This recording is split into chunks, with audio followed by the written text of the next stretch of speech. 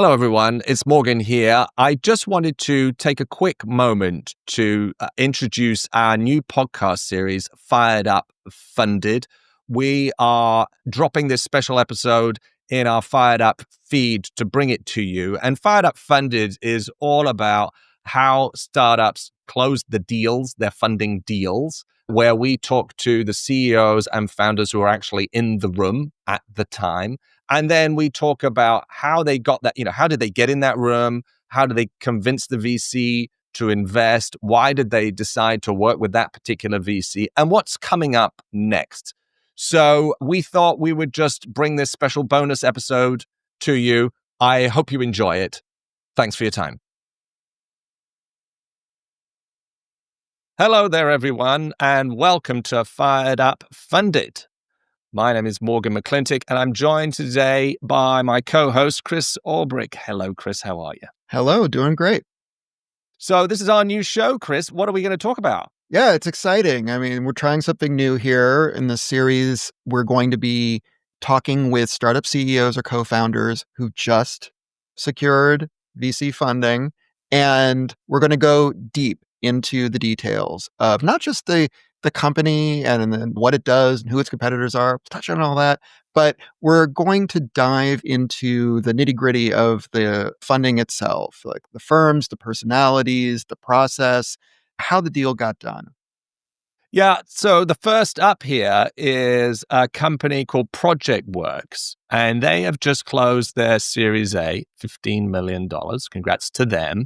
And so we'll be talking to the CEO, Mark Orttung. And now Mark is a serial entrepreneur. He was the president of Bill.com. He was the CEO of a company called Nexient that he grew from, I think there were about 350 people.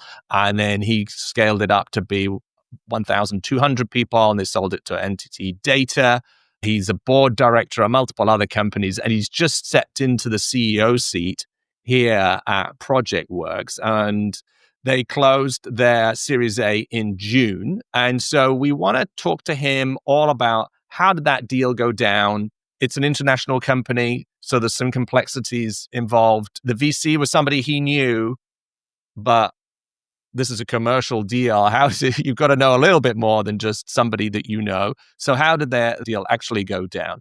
So please join me in welcoming Mark Orttung, the CEO of Projectworks, to Fired Up Funded.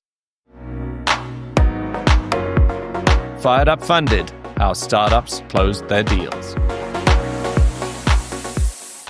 Mark, great to see you. Welcome to Fired Up Funded. How are you? I'm good. Thank you for having me on. Great to see you guys. How are you doing? We're doing super well, and we're delighted to have you. And I'm really interested to hear about the deal. Congratulations on that. Thank you. Closed it in June. So just at the top of the show here, why don't you tell us a little bit about Projectworks? What does the company do? Who do you serve? Yeah, we are a platform to run an S&B services company. So think an architecture firm, an IT services firm, an engineering firm. The common thread is that they all do project-oriented work. So they'll have a statement of work, they'll have a group of people over a few months or maybe a few years. And we really help them figure out which projects are profitable, who's assigned where, what's their utilization. We give them a real-time view so we can predict whether a project's going to be profitable or not. We also are the source of truth. So we do their time cards, their expense reports. That all leads to quite detailed invoicing. And then we connect all of that into their accounting system, QuickBooks or Xero. We also connect to their CRM, so either Salesforce or HubSpot. As deals get close to being sold, they come over to our platform. And all this is for SMB, so anywhere from maybe 10 employees up to about 500 employees. So you've just raised, well, you tell me, why don't you walk me through the details of the round? Because as Morgan said, you've just raised and have big plans for that, for those new funds. Yeah, so the total round is just north of 15 million US, and it came in across effectively a Series A we did last October, and then we extended it now. So it was about little north of 3 million in October, and then we added 12 million just recently. So the total round is now 15 million, a little north of 15 million. So you were working again with Steve Piaker at Ten Coves Capital. You two are familiar with one another, and this is on the back of you joining Projectworks last year. So the company's been going for some time, and you've joined to lead the next phase of the Projectworks development. Talk a bit about that if you could. Yeah, a couple things there. One, I'm really excited to be working with Steve again and with the whole 10 Coves team. They were involved in Bill.com while I was there. So Steve was on the board, got to know him quite well through that relationship. And the 10 Coves portfolio of companies is just a great fit for Projectworks. We can go into that in a little bit more detail. But I've been involved with Projectworks for coming up on 3 years. I've been on the board. And last year in March, I came aboard full time as CEO. So I felt like it was a real luxury to be on the board and know the company and know the people and kind of understand the challenges before I came aboard as CEO. Quite often, when you come aboard as CEO, you don't really know what you're getting, and it's often messy. I felt like this was a real gift in a way that it was not. It was, I could tell what was Yeah. happening. It was a great team, a great product, and just a giant market opportunity. And the market opportunity ties to something I had done in a prior role running Nexient. So we had this pain point of needing a platform to run our firm. We never found a good one, so we built our own. I wish I had found Projectworks because it would have been a lot better idea than building our own. And you worked as a consultant yourself at a big firm early in your career. Yeah, so I started my career at what became Accenture. Back then it was called Anderson Consulting.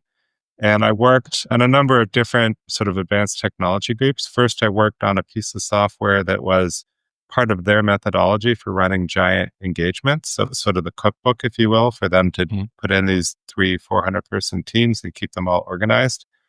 And then I went off and I actually studied AI for a couple of years as part of a program they did, and then brought that back to the firm. And that was all in Chicago. And then I came back to Silicon Valley, where I had gone to school, and helped create a center there that was kind of connecting Accenture with Silicon Valley firms. And then I got the bug and it went off and started doing startups from there. But going through the classic training at Accenture, they really teach you how to run a consulting firm. And when I was running Nexient, I found myself hiring former Accenture people quite a lot. Most of my management team had gone through that same training, and it was a great playbook. For those not familiar with Nexient, maybe say a bit about what kind of a consultancy that was. Yeah, when I joined in 2014, we were primarily an agile engineering outsource that was 100% US. So we had all these people in Ann Arbor, Michigan, and we were outsourcing software development for Fortune 500 and large enterprise customers. Over the 7 years that I led it as an independent company, we really moved it from pure engineering to more of a product. So we added product management as a practice, we added user experience as a practice, and we started selling product teams rather than single engineers as what we went to market with. And it took me a few years. We screwed up a lot of things and sort of shrunk the company in the beginning. So we went from 39 million to 34 million over the first couple of years. And then we went from 34 million to 131 million over the next 5 to 7 years. So it was that part of the ride was more fun than the part. And then they're getting Yeah. smaller. Yes, for sure. And you eventually sold it to Entity Data. Yeah, we So sold it in 2021 to NTT Data. And then it got merged into, they asked me to stay a couple of years. And I took Nexient and 4 other firms they purchased, and we made Launch by NTT Data. So it's a brand new brand, about 3,000 people. And Nexient, when we sold it, was about 1,100 people. And so it was about a third of what became Launch by NTT Data. You've seen the consulting industry at its largest, you've seen it at its mid-size. One of the most distinctive aspects of Projectworks, from my perspective, is that it positions itself as a platform for specialist consultants. So, I was hoping you could talk a bit about like what kinds of firms or what size firms are we talking about? And it's interesting you mentioned AI. I mean, you were clearly onto that trend long before the current boom. But what makes this a moment for these smaller firms? Yeah, for me, it actually started 2 companies ago when I was at Bill.com, and we sold to SMBs broadly. And I just really developed a passion for working with these small companies. They're just fun. You get people who are deep experts in some tiny little niche in the world. They have anywhere from 10, 20, maybe a few hundred people working there. So we've got firms that are doing all kinds of fantastic things. So one of our customers is an architecture firm that led the redesign of the Sydney Opera House. We have one called Groundline that helps power grid companies around the world. So think like your local power utility when they need to rebuild their network for either to make it more resilient for fires or more resilient to all the crazy things with batteries and cars and all the sort of changing needs of the power grid. These guys are engineers to help you design and implement that. Lots of great technology companies. We have the fastest growing IT consultancy in Australia as a customer. And the other thing that I really love about Projectworks is we got customers in 5 countries. So Australia, New Zealand, US, Canada, and the United Kingdom. So we've got just a great group of firms that are fun to work with. And they range anywhere from 10 or 20 people on the low end. Our largest is about 500 people. Right. It's a great business. So Steve Piacca is the managing partner at 10 Coves, and you'd said, okay, he was on the board at Bill.com where you were the president. So you knew each other, and now you step in as the CEO of Projectworks. You said they did a raise of about 3 million. And then, okay, we want to move the company to be headquarters in the US. We want to tap into some US venture capital. Steve's on your list. But talk to us a little bit about how that deal went down, because presumably you don't just call up Steve and say, hey, I need $12 million to kind of grow this company just because you know each other. So talk to us about how the deal actually happened. We've known each other a long time, as you said, but since we started talking about Projectworks, it was more than a year from chatting with him even before I fully decided to come on board as CEO. He was chatting with me about that decision because I had introduced the founders to him and they were talking to him prior to me coming aboard full time. So he liked the business, he liked the space. We did a lot of work right after I joined to really capture how big is our available market. And it's actually quite massive. If you look at all services companies in the globe, it's something like 20 million. And then you can dial down into, our 5 countries and the size, and then just pick 4 of the little sub-segments. So architecture, engineering, IT consulting, and management consulting. You still get 50 or 60,000 companies as just an initial piece to go after, and then much bigger market beyond that. And there is no winner. There are others in the market, but there's nobody right now that is the dominant player. It's mostly spreadsheets. So whenever we encounter a company, they almost always are using some timesheet tool and a bunch of spreadsheets. So working with Steve, we then, we got into the TAM, we got into what we thought this business could become. And then we actually did a lot of work a few months later internally on our strategy. So we built out our strategy to 2030, what we saw success, where we saw the company going and how we'd get there. So I just shared that with Steve as well. I was in New York. I went and visited. I said, hey, I've got this strategy I'd love to show you. So in a way, it's a pitch, but in a way, it was just really sharing what we were doing inside the company and where we thought it could go.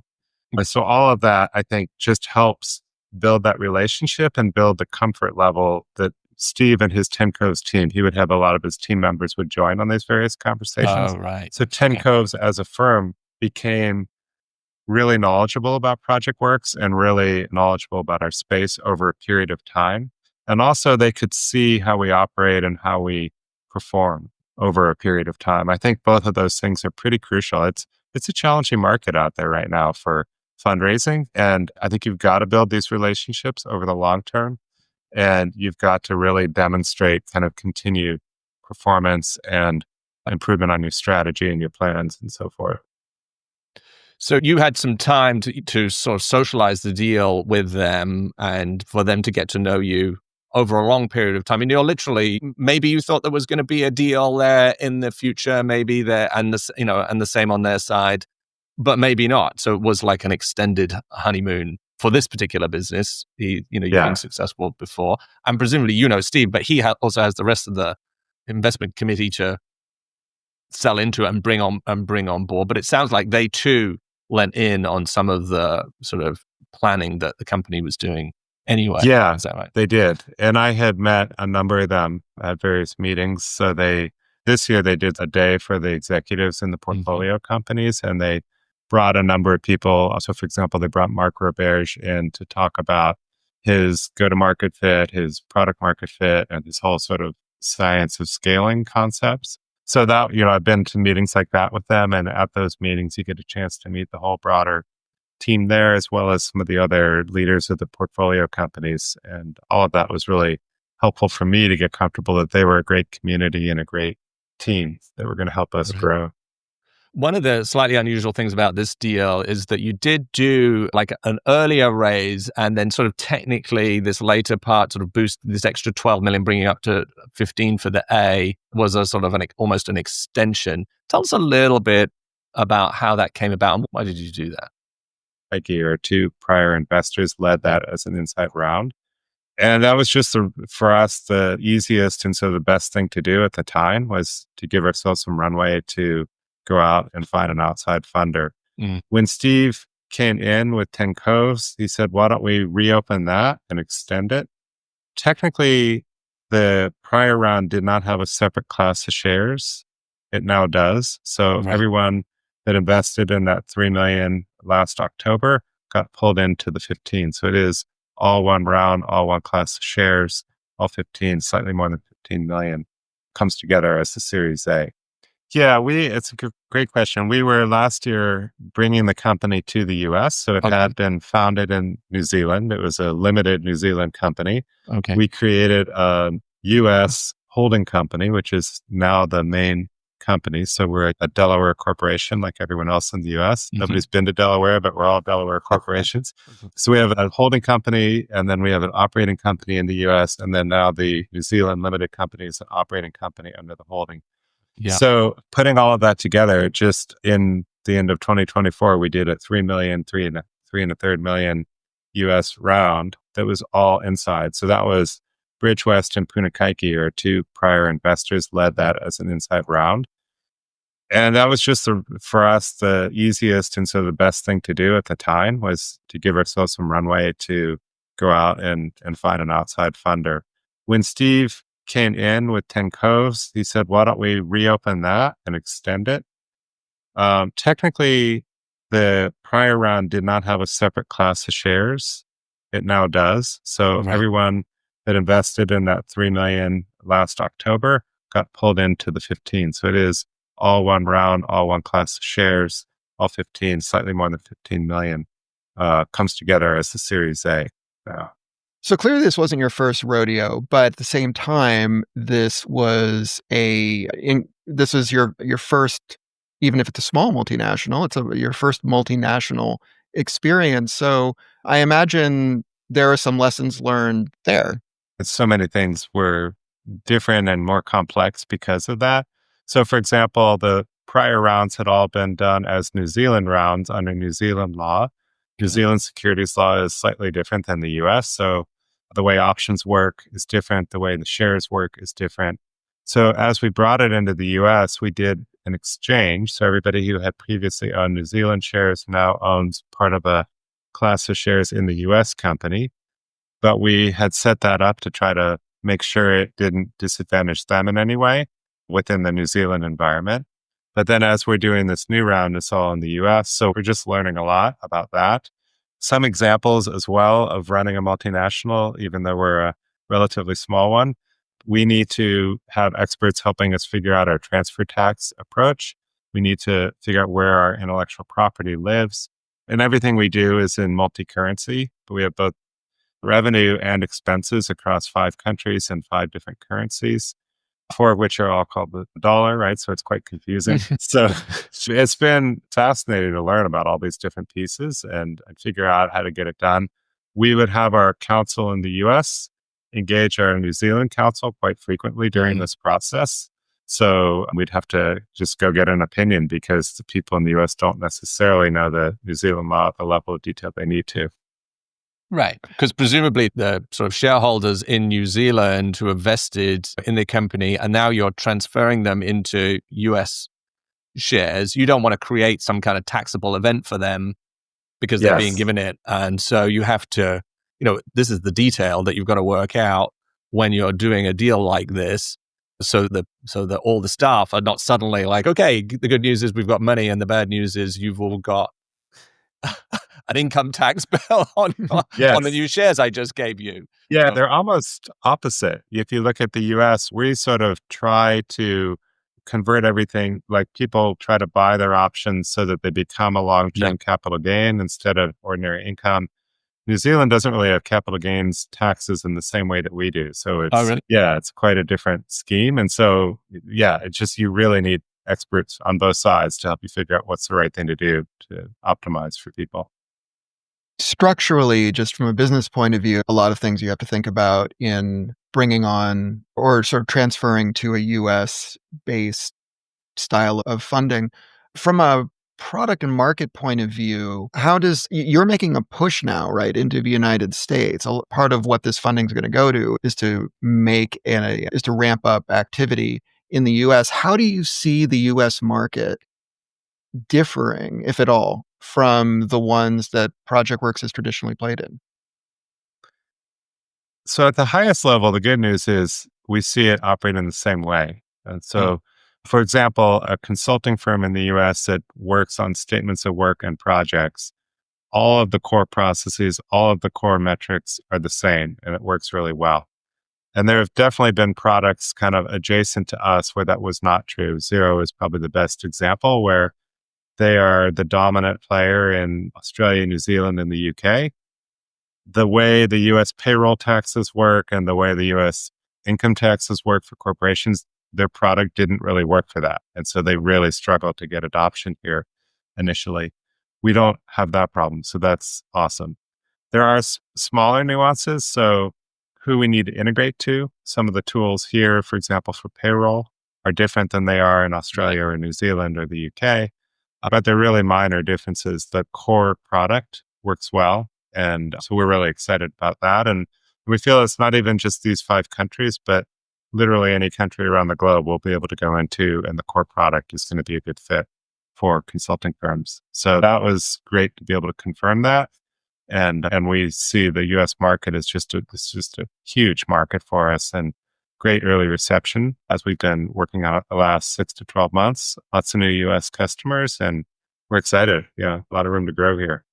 Yeah. Are the verticals with the most opportunity for growth, are those the same in the United States as they are in, say, New Zealand?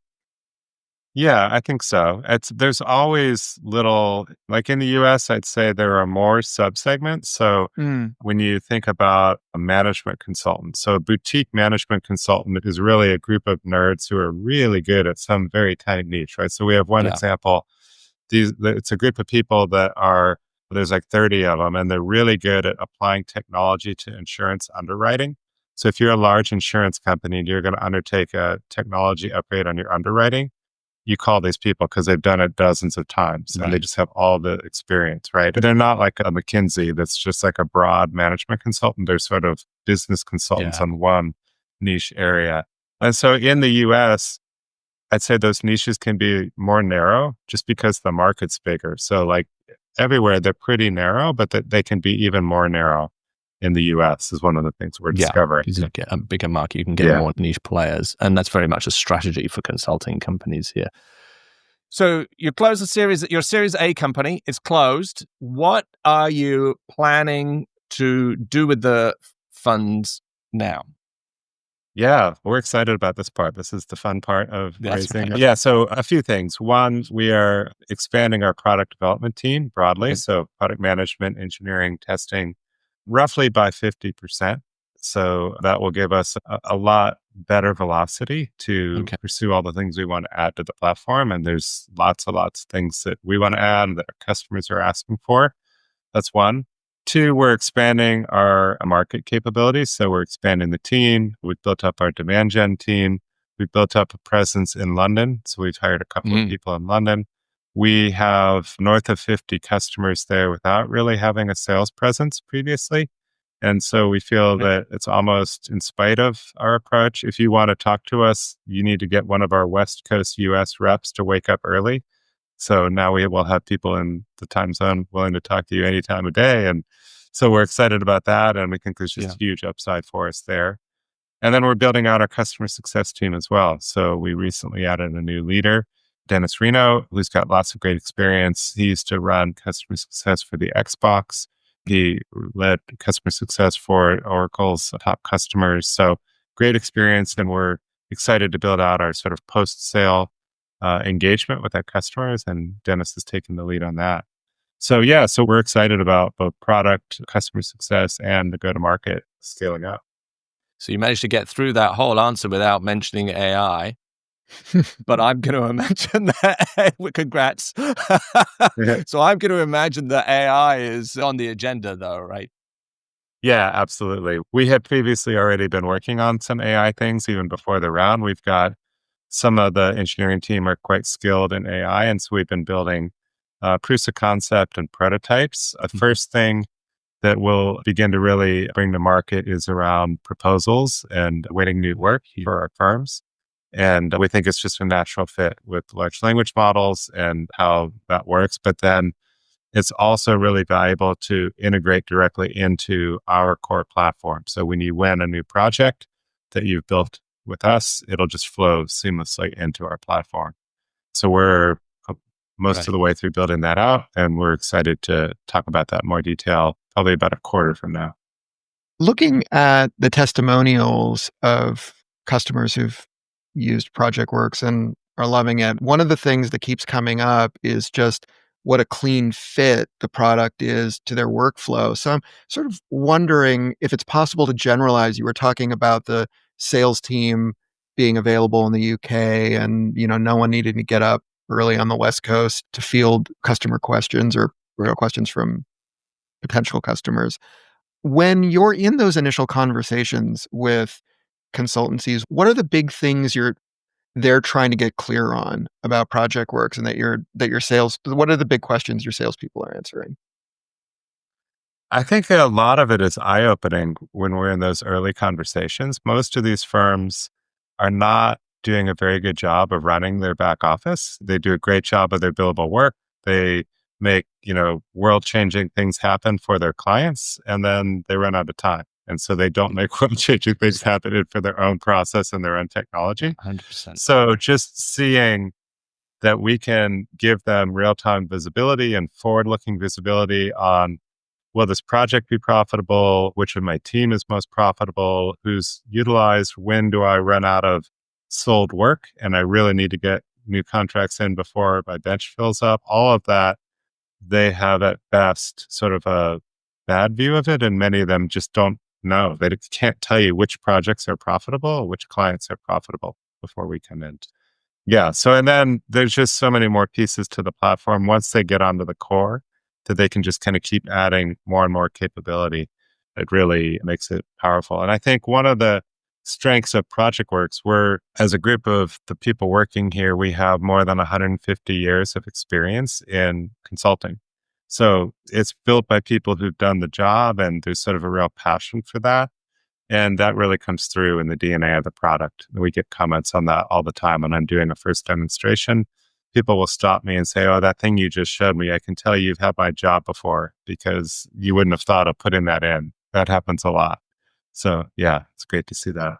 You made an important point a little ways back there, which was that your average person would expect management consultants to run their businesses with absolute clockwork precision, but that sounds like that's not the case necessarily. It's absolutely not the case.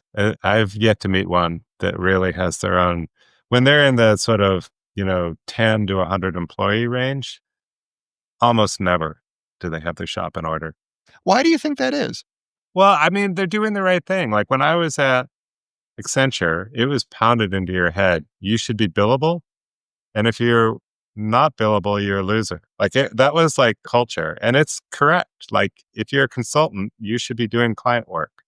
And so, especially in a small firm, you're pretty lean. You don't have a lot of extra room for people that aren't doing billable work.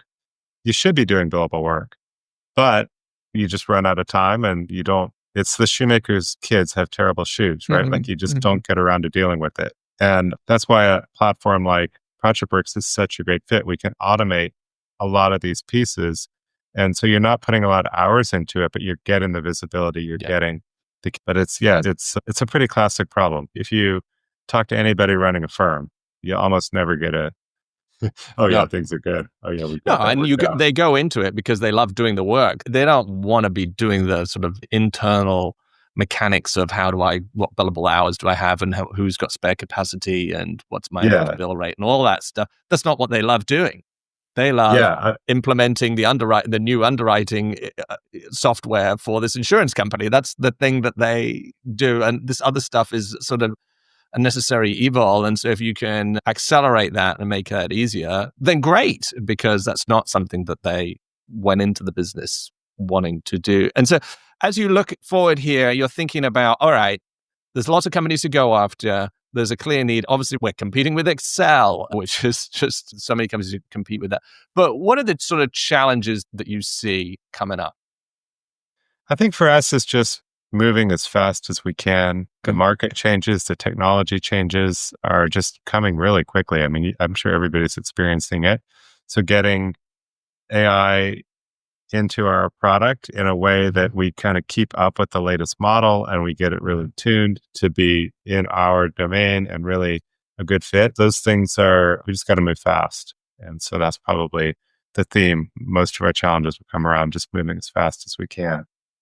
So are you seeing any effect on your customers? I mean, you're a SaaS platform, so I don't imagine that like tariffs have much of an effect on you. But in terms of if the overall sort of tumultuous economic climate might be freezing decisions or just kind of creating friction, are you seeing that at all with your customers? Interestingly, we get a kind of global view. So right now in New Zealand, for example, the economy isn't that great. It's for a number of reasons. They, about a year ago, had a new government come in, lowered investment from government in lots of infrastructure projects, which led to a lot of engineering and consulting firms having less market to sell to, right? And so, which is all before and unrelated to the tariffs and all that stuff. It's just they were in their local economy having a bit of a downturn. So we definitely feel each economy is different. Australia is a bit the opposite. They're investing quite a bit in their net zero transition. So there's a lot of work going on across all kinds of engineering and planning and architecture to make that happen. Yeah, it's fascinating getting a view into these 5 different markets and how they're playing. We don't see in the US, we haven't seen a lot of hesitation. Most of these smaller consulting firms seem to be like, at least the ones we're dealing with, maybe, our sample size is small. So maybe it's like sort of biased towards the ones that are not seeing a challenge, but we're not seeing a lot in the US that's a slowdown or a challenge. That's definitely fair. You probably do have a bias towards companies that are scaling and realizing, we need to smooth out our operations here because otherwise we're going to bump into capacity issues or billing issues or profitability issues. So let's finally grab hold of this issue, this problem. Yeah, one of the common themes, our customers grow at about 20% a year. There. And generally these consulting sort of vertical industries grow 5 or 6% a year. So they're growing above market on average. Right. So they're bumping into the scaling problems that you address. So just as we wrap here, I want to sort of see if you've got any sort of final advice that you have for other entrepreneurs who are out there raising funds. In your instance, it really helped that you had a pre-existing relationship here. So, top of the show, hey, it's great if you know a bunch of VCs and you've worked with them before. But for people who maybe are not in that position, who are maybe raising for the first time or just sort of building, what advice have you got? I do think it's quite possible to build those long-term relationships. So for example, we have a pretty good runway. We've got a couple of years of runway before we do a Series B, but I still talk to investors who are interested because I get a lot of inbound, and there's sort of a weird thing when you raise, then immediately a lot of investors come ask you about it. And I'm talking to all of them because I want to get to know which ones could be a good fit. How does their model work? What kind of investment size do they like to have at what stage? And then narrow it down to the ones that seem like they would be a good fit in a couple of years and start building that relationship. So that's what I would say is like invest in the relationships over the long term. And that'll be, hopefully will be very helpful for us in a couple of years when we go to raise the next round. That's brilliant advice, taking the long-term view there. So Mark Orttung is the CEO of Projectworks, which is a project intelligence platform for consulting businesses. Mark, great to catch up with you. Thank you for sharing all of this advice. If people want to reach out to you, where should they go? Best place to find me is on LinkedIn. And so just reach out there. And thank you for having me. It's been great to be on the show. Well, we've loved having you. Thank you for sharing all your advice. And we'll talk to you again soon.